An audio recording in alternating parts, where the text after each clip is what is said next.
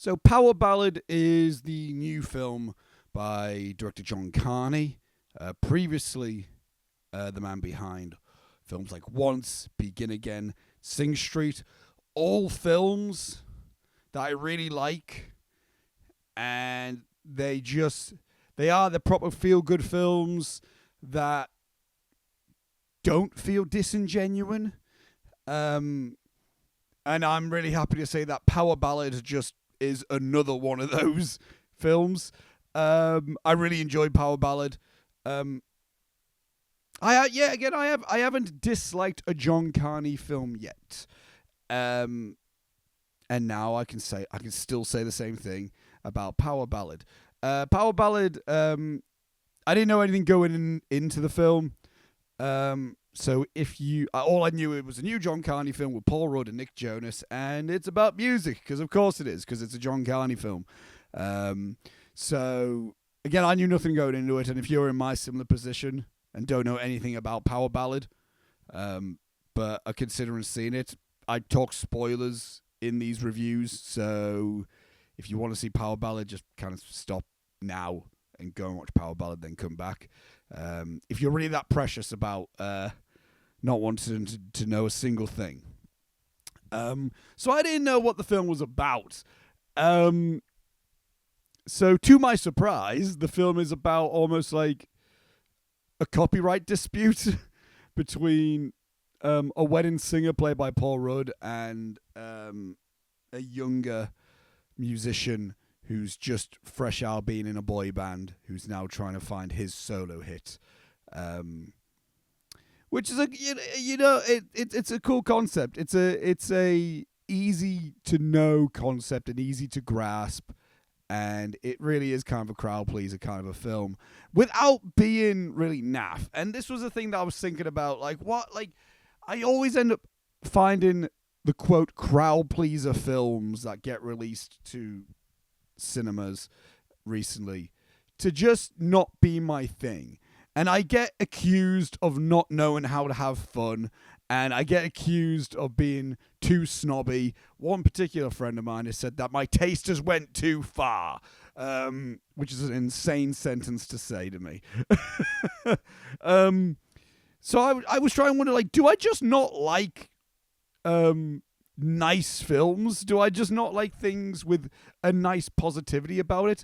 But no, because John Carney has made nothing but positive films that I have thoroughly enjoyed, and Power Ballad is one of them. And in terms of isolating that factor to just Power Ballad, I think what makes me really like a John Carney film, as exhibited in Power Ballad, is that it's not trying to just pump nothing but happiness to you.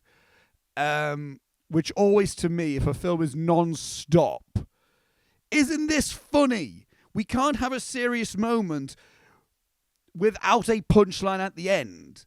The film doesn't have that. The film isn't I guess a comedy. You can fit this film into the comedy genre, but there's no constant jokes or anything of the matter. It just kind of shows things happening, and for a good chunk of the film, I didn't know what to expect. I didn't think anything dramatic or confrontational was going to even happen in the film. We open with Paul Rudd in his wedding band called the Bride and Groove. Love that name. That's such a good name. And they're performing in front of a wedding, and they're playing hits. They're cover songs. They're playing cover songs, and everyone's loving it. And then it gets to a point where it's like, we're going to play something. We're going to end the night with an original that I haven't played in a while. And this song gets played. It's an original song from, is it Rick Power? Is his name? Yeah, that song. And there's this really cool moment of just we're panning around, and then we see him. It's not a pan. It's more of a rotate. We're rotating around Paul Rudd, and we start front facing him, and we can see the background of the wedding venue. And then once we get almost an over the shoulder, he's almost picturing in an arena, and everyone's like, yeah. And then once the rotation finishes, The wedding venue's basically cleared out. So to me, that's that's such a really amazingly cinematic way of showing that. Where I thought, like, oh, is the thing going to be he's trying to write a hit, or he's going to try to, like, find his way, and then he meets Nick Jonas, Danny Williams. I think that's his name. And he's going to try to mentor Paul Rudd and do a bit of a reverse, like the younger guy is trying to educate the older guy and trying to, I thought it was legit going to be a buddy film of Nick Jonas being like, hey, I'll help you out kind of thing. And for a bit, it is kind of like that. Again, it's like there's the bit where we get to the wedding where Danny Williams, Nick Jonas goes up on stage and they do the duet, which is such a fun scene. It's so toe-tapping where they sing I Wish. And then they just have a moment of where they end up like just chilling in Nick Jonas's hotel room of like, they're smoking weed, they're drinking, they're having drinks, they're just chatting, they're jamming, they're doing some session stuff, they're just having jam sessions. And it's just really nice. It's a really nice feeling thing. And of where just two guys who like music and they have a mutual passion for this thing, and they're just casually just like, yeah, I got this thing, and blah, blah, blah, blah, blah. And then it's just kind of really cool just seeing musicians just chill and jam.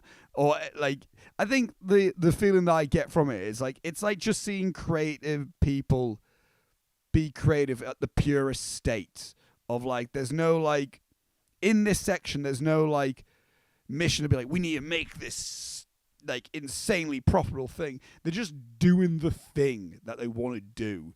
And it's so cool and casual. And that was like a really like nice scene.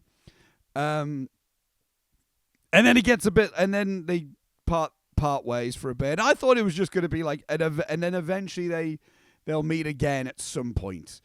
I didn't then think that Nick Jonas was going to then like on piano play How to Write a Song, the song that Paul Rudd did, just again casually on guitar, and then Nick Jonas came in with the piano, and then that becomes a hit.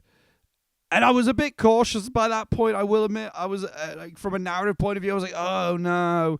I kind of did want the film just to be a really chill buddy film of some sort, of two creators just kind of finding their way without it. But then it did kind of become a bit of a rivalry thing. We're like, we need to get that guy. But never once did the film feel sensationalist or feel like it was too big for its own shoes or too ironic. Like, because for the first act, we're there in more of like a pretty much chill. I'm not saying it's a naturalistic film, but it's not like nothing Hollywood is happening in this film, which John Carney's very good at doing, very good at not doing Hollywood films. But, so by the time we get to this plot point, I'm like, okay, this is very 90s, 2000s mainstream comedy kind of scenario where it's like, all right, now we need to separate ourselves from these being real people and just kind of like, okay, now they're just being characters. But even then, it doesn't feel like it ever crosses the boundary of like eye rolling.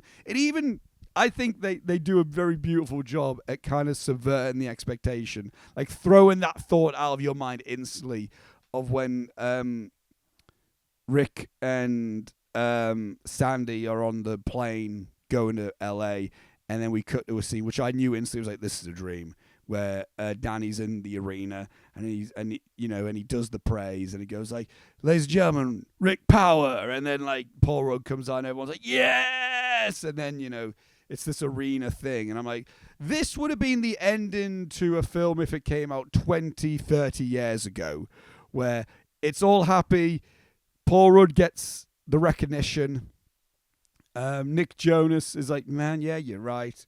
I guess I was a dick. I'll be a nice guy now. And then roll credits on everyone cheering Paul Rudd. But then Paul Rudd wakes up. And then we've got that out of the way with. So it's almost now like, so if the film does that, it's going to be a parody of itself. But I love the way the film ends. Honestly, it's one of my favorite. I walked out and go like, that was one of the best endings I have seen in a film within this year. Of like, Rick and Danny do have a confrontation. And the film never gets to a point where it feels like, oh man. Because like, I thought like the way like the film could have went, it could have been like Danny was instantly like a mustache twirling villain. Of like, meh, well, I've got the song. Meh, meh, meh, meh. I hate you, Rick Power, or whatever. And then Rick Power is just a lovable good guy. It's like, I think it's a very interesting like look of it. Because watching a John Carney interview for the film, he said like, it's very difficult to actually say who owns a song. Although it's a very real thing and it's been happening since music has been an industry. Of where, you know, it's easy to say like who owns a watch or who owns a car, but it's a lot more nuanced and a lot more layered to say who owns a song without hard proof. Because I mean, how can you claim that you own a sentence? Which is fascinating to me, and because it's not simply a matter of fact of like Paul Rudd played a full song and Nick Jonas just watched him go, huh. And then he goes back to LA and he goes like, I'm going to take that song. It was a thing that Paul Rudd just had a thing and he played on guitar, and then Nick Jonas came over and then started playing piano, and they kind of duetted a bit to this song. Even though Paul Rudd had that lyrics, again, he had the chorus and the verse, but he just didn't have a full song. And then you see them go back and they go their separate ways, and then Paul Rudd's kind of just doing his thing and Nick Jonas is doing his thing, and he's got music and he's shown his rep play by Jack Rayner. And Nick Jonas in his head has got an album, and he goes like, well, this is it. And then Jack Rayner's like, there's no singles here. Like, yeah, they're good album tracks, but there's no singles. And Nick Jonas is like, God damn it. And he probably just started playing the piano and then remembered those words and then just started doing the song because it was just a thing in his mind. And then it was his girlfriend, played by Havana Rose Liu. I think that's the actress's name, if I remember that correctly. She's like, that should be a song. You should record that. He goes like, what? And then she's like, yeah, it'll be great. So then he goes for it. Again, it's not a great thing because it wasn't his original stuff. But also, he did add to it. He made it into a pop song. He made it into that. But the idea didn't start with him. And that's where like the thing comes where it's like, it is a very clear divide where it's like, okay, yeah, Paul Rudd is definitely in the right here or to be pissed off of being like, dude, that's my song. It's definitely my song. I know that's my song. I don't have it recorded anywhere because I didn't make it in or anything. But those are that's my lyrics there that you've taken. But the beautiful thing is like you've watched Nick Jonas not be a dickhead about it. Like he wasn't. Again, as I said, he certainly wasn't in the right from like a moral standpoint, I guess, not a legal standpoint, like more of a moral standpoint. But you could also like be like, well, also Nick Jonas didn't do anything malicious. He just did it. He could have fessed up, but he's like, no, I didn't do anything. Yeah, that was my song. So there's this thing where like, yes, we are definitely on the side of Paul Rudd and not on the side of Nick Jonas. But I feel like there's like at least a thing where the film is very well written in that state where you don't at least go like, fuck Nick Jonas, it's there's a grounded level to the film that makes it enjoyable, but also easy to get behind from an audience point of view. And where it gets, and then when it eventually gets to the point of the film where Rick Power confronts Danny Williams, that there isn't like a big like blow up like I hate you. It's more so Rick trying to like get the point across to him, being like, I just want you to notice. I just want you to acknowledge what you did. Yes, it would be nice to have the money and get something from it. I don't want 100% of it. It would be nice to have a credit. And I'm not necessarily saying that I now want you to give me They put credit on it. But I just need acknowledgement that this is my song. And he does got to get it. And again, the way the film ends is great. And it could have very well have been a moment where Nick Jonas comes on stage and he goes like, and there's the little tease of it. He goes, this song, and you can see he's conflicted, which I think is enough for an audience member to be like, okay, he knows what he's done and he knows the situation. And then he goes, this song has changed my life, which isn't false, but he is retracted some information. And then the editing sequence between seeing Nick Jonas perform the song, but we don't hear Nick Jonas's version. We only hear Paul Rudd singing it at a wedding, and Paul Rudd is enjoying now singing the song. It's now no longer like a thing where he hates the song. He's like, okay, I'll sing it as a cover kind of thing. And we cut back to Paul Rudd enjoying singing the song, and then we cut back to Nick Jonas singing the song, like performing the song, but we don't hear, but just hearing Paul Rudd's version of it, which is such like a great, like edited, like a sequence for film, or like visually and audibly. And then with the very end of Asia, Paul Rudd's daughter in the film, discovering him singing the song in the background of when she was like a toddler, which is great. And I didn't, and then at the very end, you see Paul Rudd dump a load of euros in a busker's case. Want to add there, love the little callback there, John Carney, to Falling Slowly when the busker's acoustic. Is that the actor? Is that Glenn from Once? I can't see him credited on IMDb, but I'm looking at him like, is that him? If so, to me, that was because Once is like, I love that film. I really truly love that film, and that song Falling Slowly is like such like, it hits an emotional chord for me. And just to see that being performed in this sequence of like a Dublin busker, that's cool. That's very cool. And I think, and again, that encompasses John Carney's way of how he made the film. It's not disingenuous at all.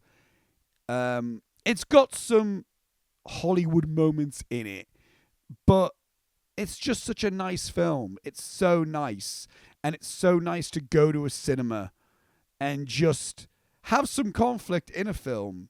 Like, this is the thing, because a lot of times I feel like when a film isn't being deeply dark, it has to be naturalistic and just kind of slice of life. Where this isn't slice of life, this is very written. This is a very written film.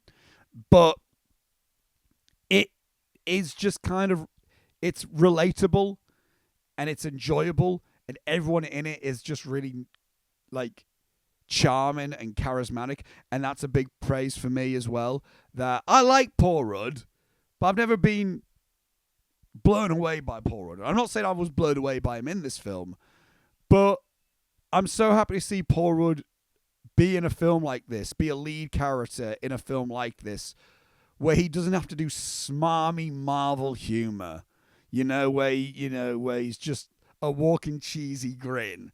And that's just it. He's very charismatic and he's funny, but he's relatable. And there's one scene, there's one moment that generally nearly got me crying, where he's on the doorstep of Sandy, and he's about to leave, and Sandy gets a text from Asia, and Sandy goes, "That's your daughter. She says, tell my dad that we believe him." And there's not a big really emotional scene, but just Paul Rudd just stops and his face scrunches and he's just on the verge. And at that point, I'm like, oh no! And then I see Sandy also get emotional, and then they hug, and it's just such a nice. It's just such a genuine moment, and to me, like that sequence, that small moment there, for me personally, is just such a beautiful representation of male friendship as well. Like, this film also has that.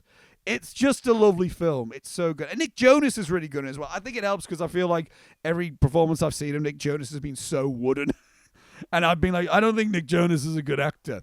But he's good in this film because he's just basically playing himself. He doesn't need to play a character. He doesn't need to transform into someone else. He just needs to be a musician who is out of a boy band trying to do a solo career, which is what Nick Jonas has done. And he's good at it. And it doesn't feel like he's playing Nick Jonas. It doesn't feel like, well, this could have just been called Nick Jonas. He is playing Danny Williams, and he's good at it. He's good at playing a musician in a film. Yeah. And him and Paul Rudd bounce off each other really well. It's such a great... It's such just... the film isn't going to, like, change anyone's life. The film isn't going to break records. And the film isn't going to, like... It won't be the film of the year. But films like this need to exist. And I highly recommend, if anyone watches this... I mean, I know I've talked spoilers about it, but if you've gone this far and you haven't seen the film and you're still like, should I watch it? I'm like, genuinely recommend to go and watch the film. It's great. I'm a big fan. I had a great time with it. And that's my thoughts on Power Ballad. What are your thoughts on the film? Comment below. Let me know. If you like the video, give it a like and give it a share. Make sure you subscribe to the channel to watch more stuff like this. There's a link in the description below for the Crazy Stupid Kino Instagram page. And until next time, I shall see you later.